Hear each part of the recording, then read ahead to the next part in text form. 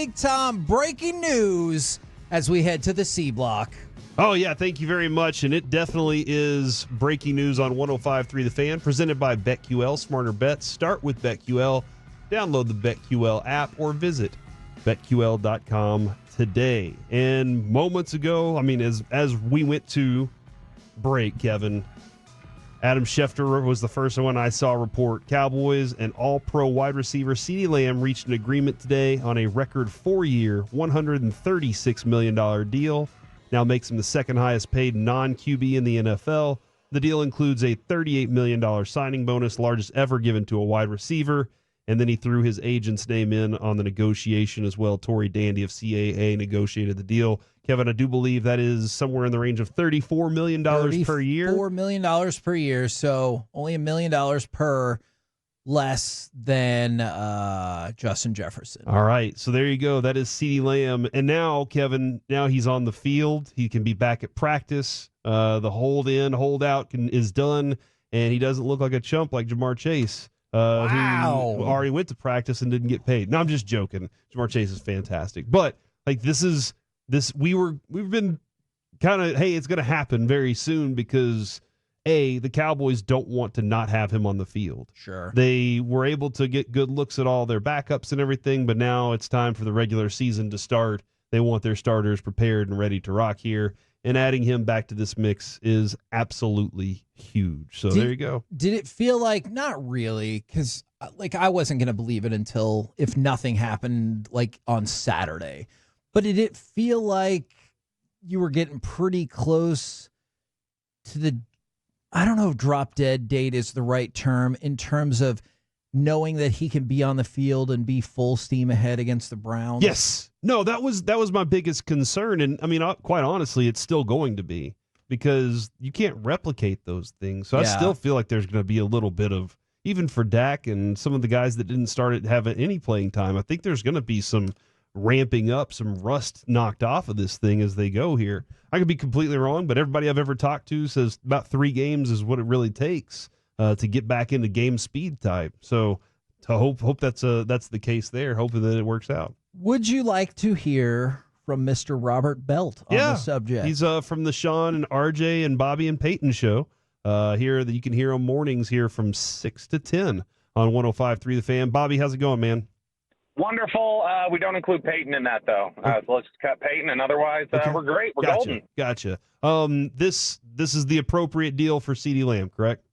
Yeah, this is 100% what, if you want to talk about where the settle point was on all the various angles that this was being discussed on in terms of, average annual value, guaranteed money, years, everything else, this feels like where it was headed all along. This seems like the logical endpoint.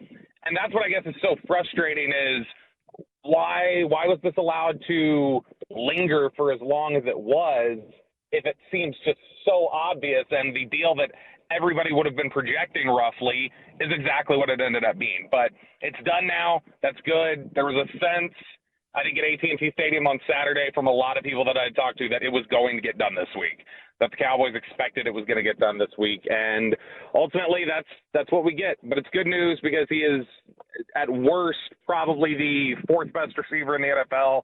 And on a lot of days, he looks like the best. I keep seeing the total number, and I appreciate that, and I understand that. Do we have any idea what the guaranteed money is? $100 million? Yeah. It's 100. Yeah. Okay. So it comes in a little under Jefferson, who I believe was 110. And with Tyreek Hill resetting his full guarantees with the deal Rosenhaus just got for him, that also comes in a little under that. But this is, again, it's right under Jefferson in annual value, and it's right under Jefferson and Hill in guaranteed money. And that seems really obvious and really easy. And I don't know what the slow play was. It feels like a lot of the time there's just such a desire to win the negotiation. Like that they really want to win the negotiation more than they want to prioritize getting things done in a timely manner. So fine. I'm glad it's done. That's good news. It's just you maybe are kicking yourself a little bit going, this feels like a deal that should have gotten done before training camp, and now you've missed that time. Is there do you think there will be, I know you got to speculate a little bit, any tangible damage done to like his ability to contribute in week 1 or anything else like that by him not being out in camp? No, because I think, if this was last year, it might be a little different when they were kind of still trying to feel out the offense and do some different things. This is, year 2 of the offense. It's one that Dak's in a lot of control of. He spent the summer, a lot of the offseason getting in workouts with Dak. So, I mean, their chemistry is so strong, and they've been able to work out so many different things, I think, during the offseason that should be picking right back up. It's just getting on a bike and going again. That's kind of what I think this one feels like. But other positions, maybe. Other guys, maybe. Like, for instance, if Micah would have held out, I think that's a lot more damaging because you've got a new defense and you're going to be used in different ways. This is a little bit more like, all right, back to work, picking up with the things that we were doing. Is there any truth to the rumor that they were just waiting for Juju Smith-Schuster to sign with the team before they signed CeeDee Lamb? I mean, look, he said he was waiting on leaves to fall. Uh-huh. That implies more than just Jefferson. There you go. Tyreek Hill didn't get a new deal. Tyreek Hill just got kind of a rework deal. So I think it's only logical to look at it and say Juju and Justin Jefferson, those are the guys that he was really waiting on. Got to get the benchmarks out of the way. And then somebody from the 972 said our long nightmare of contract talks is over. Bobby, is it really over, or do we now just turn our attention to something else? Oh, now it's just we get to zero in on just the quarterback, right? And then 12 months from now we'll get to zero in on the edge rusher, and then Deron Bland, and let's pay Bland but move Diggs, or these conversations are always going to continue. It's contract discussions here in Dallas are a lot like adulthood, where you just kind of repeat to yourself over and over, but next week things should slow down, and then they never slow down. And that's kind of where things are at with the contract. This is just the rest of my life. All right, Bobby, when are you paying off that bet and playing the round of golf? I don't know. We gotta figure out where they're comfortable, like where Choppy and everybody else is comfortable getting their ass kicked by me. Like what kind of course do you want to be seen just getting destroyed in front of? Like what kind of clientele and things like that. So they've got to figure that out.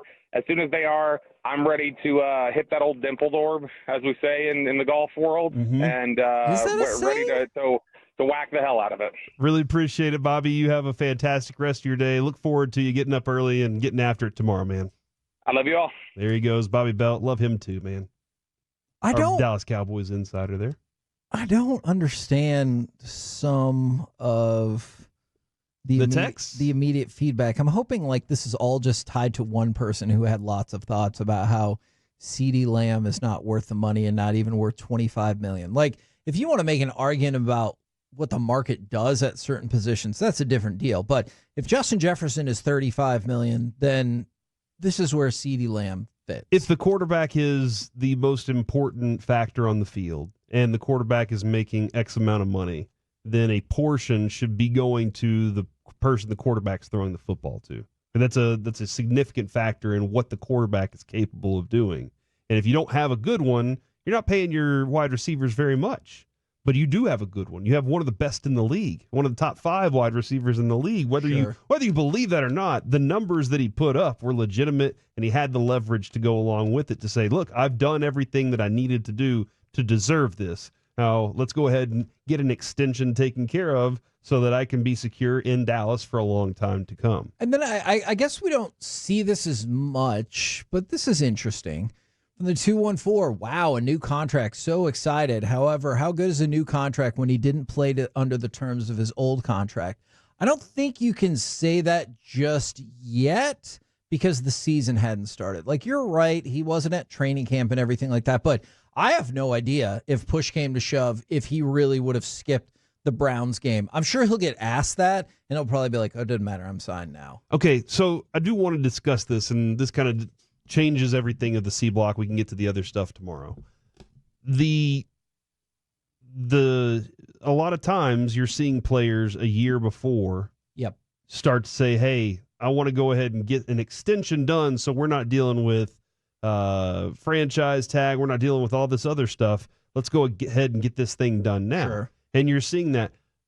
Are owners caught off guard? I don't think owners are caught off guard by this. I really don't think that they're caught off guard whenever they see that a rookie is performing or a guy that's on their rookie contract is performing at a level that is right there along with the best. I think this is becoming the norm, and I think that's where owners are trying to figure out a new way to work that. They're probably going to try and figure a new way to pitch this in the next CBA down the road. And I bet they're afraid of like being known as the team that always gives in. Well, clearly every team does. The Cowboys are not. Right? But, I mean, look at the receiver numbers. Yeah. A.J. Brown, all the teams are doing it. The Cowboys are just another one of them because this is where the market is for this position. And I'm guessing all teams are worried about like, hey, we don't want to automatically give in. We need to at least pretend to dig our heels in. So like, and when they're rolling out billions of dollars a year as a corporation, the NFL in general, the players are looking at it going, yeah, we know how much money you have. And we deserve a big portion of that. I definitely understand that. Like I said,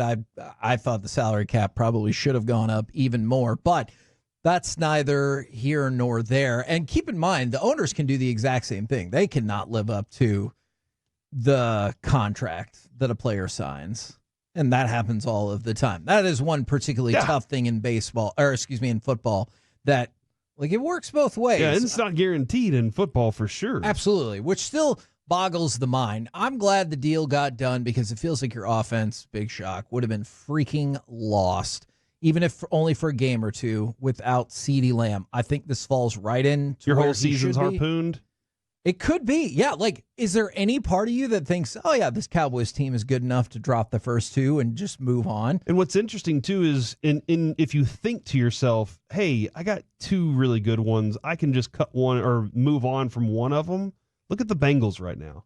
Didn't they just work something out with T. Higgins, and now they got Jamar Chase? They have two extremely talented receivers that they got to figure out how to pay. And just like we discussed there, it goes from CeeDee Lamb over to Dak, finishing that up. That's going to be the main point of conversation now. I think Micah takes the back seat on everything, but now a lot of people are going to be in on. The only thing is, though, Dak's not going to hold out. Dak's going to be out there playing. And he's going to finish out his season. Or he gets it beforehand. But the Cowboys were looking at this going, hey, man, we do need to get him on the field. 2 weeks advance notice is what we need to make sure that we feel comfortable with him getting out there and rocking. So, and the question still comes up, and I understand that. What's the last really highly paid wide receiver that won a Super Bowl? I feel like Mike Evans was making quite a bit of money when they won the Super Bowl, but the wide receiver contract game has really taken off like in the last 3, maybe 2 years or so. And I do stand by strong quarterback play and defense wins championships. Yeah, I think you need both those two things to be the big factor.